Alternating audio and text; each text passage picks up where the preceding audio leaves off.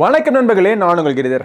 நோக்கியானுடைய C21 Plus ரொம்ப ஒரு சாதாரணமான ஒரு மொபைல் ஃபோன். இருந்தாலும் பரவாயில்ல, இந்த மொபைல் ஃபோனை சில பேர் வாங்கலாமா வேணாமான்னு யோசிச்சுக்கிட்டு இருப்பீங்க. ஸோ அவங்களுக்காக இந்த பதிவு.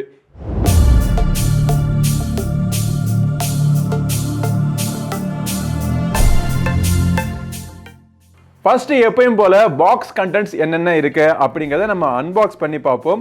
Nokia C21 Plus box packaging இந்த மாதிரி தான் வருது. மொபைல் ஃபோனுடைய ஃபோட்டோ இந்த பின்னாடி பிரிண்ட் பண்ணியிருக்காங்க. ஜியோனுடைய ஒரு சில ஆஃபர்ஸ்லாம் இருக்கு, அதை இங்கே போட்டிருக்காங்க. மொபைலுடைய பின்புறத்தை பார்த்தீங்கன்னா இந்த ப்ராடக்ட்னுடைய ஹைலைட்ஸ் இந்த இடத்துல பிரிண்ட் பண்ணியிருக்காங்க. ஒரு நிமிஷம் பாஸ் பண்ணி வாசிக்கணும்னா நீங்கள் வாசிச்சுக்கோங்க. பாக்ஸை திறந்தோடனே உள்ளுக்குள்ள ஃபர்ஸ்ட் இந்த மொபைல் ஃபோன் இருக்கு. அது தவிர ஒரு 10 வாட் சார்ஜர், வருஷம் 2022 10 வாட் சார்ஜரோட ஒரு மொபைல் ஃபோனை லான்ச் பண்ணியிருக்காங்க. அதோட சேர்த்து ஒரு மைக்ரோ USB கேபிள் கொடுத்துருக்காங்க. சிம் எஜெக்டர் பின், ஒரு சில யூசர் மேனுவல். சொல்றதுக்கு ஒன்றும் இல்லை, அவ்வளோதான். அத்தோட நிறுத்திக்குவோம். இந்த மொபைல் ஃபோன் எப்படி இருக்கு அப்படிங்கிறத பார்ப்போம். ஸோ நோக்கியா C21 Plus பார்த்தீங்க அப்படின்னா ஒரு பேசிக் என்ட்ரி லெவலில் எனக்கு நோக்கியா ஃபோன் தான் வேணும் அப்படின்னு அடம் பிடிக்கிறவங்களுக்காக பண்ணியிருக்காங்க போல. நோக்கியாவோட ஃபேன்ஸ் எல்லாம் இன்னமும் இந்த மொபைல் ஃபோனை தேடிட்டு இருக்காங்க அப்படின்னு இவங்க சொல்லி எனக்கு தெரிய வந்துச்சு.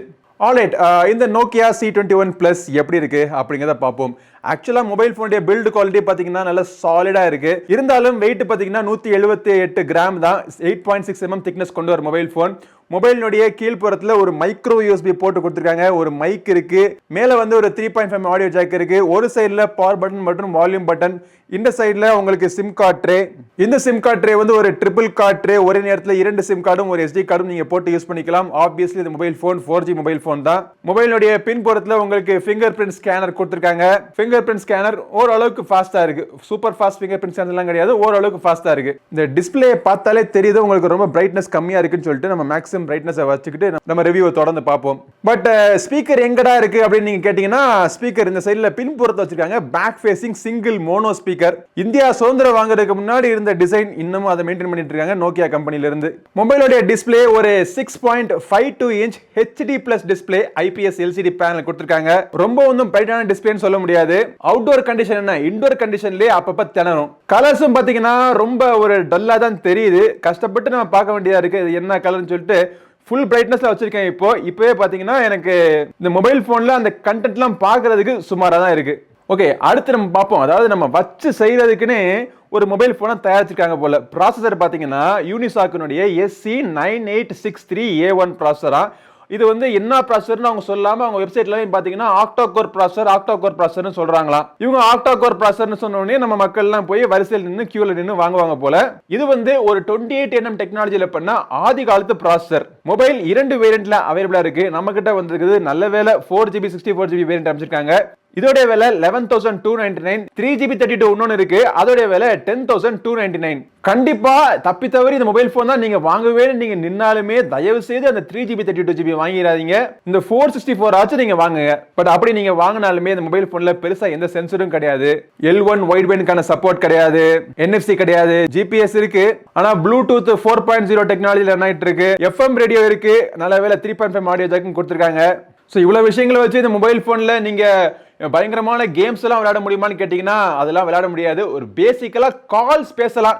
மொபைல் போன்ல நீங்க சிம் கார்டை போட்டு அதுக்காச்சும் நம்ம கால்ஸ் பேசணும் அப்படின்னா அதுக்கு இந்த மொபைல் போன் பெஸ்டா இருக்கும். வாட்ஸ்அப் மாதிரியான 2-3 அப்ளிகேஷனை போட்டு யூஸ் பண்ணலாம். ஆனா ஒரு அப்ளிகேஷன்ஸ்க்கு மேல தயவு செய்து இன்ஸ்டால் பண்ணிடாதீங்க. ஏன்னா இவங்க வந்து ஸ்டாக் ஆண்ட்ராய்டா இந்த மொபைல் போன்ல, அதாவது Android 11 வெர்ஷன் Go கொடுத்திருக்காங்க. அந்த Android 11 Goல ஸ்டாக் ஆண்ட்ராய்டு தான். ஸ்டாக் ஆண்ட்ராய்ட்லயே இத்தனை ப்ளோட்வேர், இங்க இருந்து எத்தனை ப்ளோட்வேர் இருக்குன்னு என்னங்க பார்ப்போம். மோஜ் லைட், அப்புறம் MyJio, Netflix, news pop, ShareChat, Snapchat, சாலிட்டர், இந்த மாதிரி எக்கச்சக்கமான ப்ளோட்வேர் இன்ஸ்டால் பண்ணி கொடுத்துருக்காங்க. இவ்வளவு ப்ளோட்வேர் இருக்கணும் அப்படின்னா எதுக்கு நாங்க ஸ்டாக் ஆண்ட்ராய்டு மொபைல் போனை வாங்குறோம்? இதை விட கம்மியான, இப்போ ஸ்கின் டிவைல எல்லாம் பாத்தீங்கன்னா இதை விட கம்மியான ப்ளோட்வேர் ஒரு 4-5 ப்ளோட்வேர் தான் போட்டு கொடுக்குறாங்க. அதையே வாங்கிட்டு போயிருவோமே நம்ம.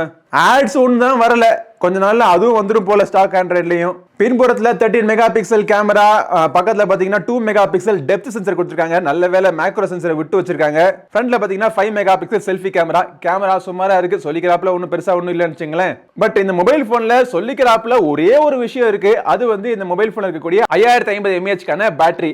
ஆனா அந்த பேட்டரியை சார்ஜ் பண்றதுக்கு ஒரு 10 வாட் சார்ஜ் தான் பாக்ஸுக்குள்ள கொடுத்திருக்காங்க. சார்ஜ் போட்டோம் அப்படின்னா 5 ஹவர்ஸ் அது ஃபுல் சார்ஜ் ஆகிறதுக்கு. ஓவர் நைட்ல சார்ஜ் போட்டு இந்த மொபைல் போன் மேல ஒரு சிம் கார்டை போட்டு இந்த மொபைல் போனை எடுத்து நீங்க பாக்கெட்ல போட்டு நீங்க வெளியே போனீங்க அப்படின்னா 3 நாள் கழிச்சு நீங்க திரும்பி வந்தாலும் மொபைல் போனுடைய பேட்டரி பாத்தீங்கன்னா 30% இருக்கும். சோ அந்த ஒரு விஷயத்துக்காக இந்த மொபைலை நீங்க வாங்கிக்கலாம். மற்றபடி இந்த மொபைல் போன்ல வாங்குங்க அப்படின்னு சொல்றதுக்கு என் நாக்குல எந்த விதமான ஒரு இடமும் இல்ல.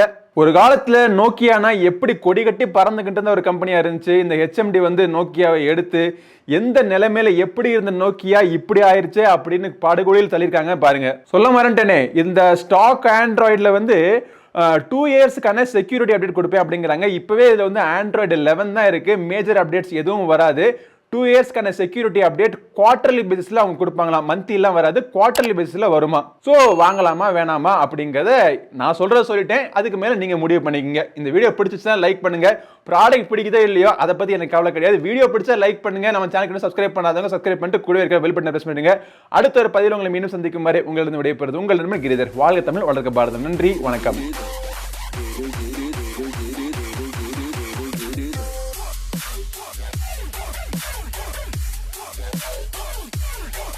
Giri.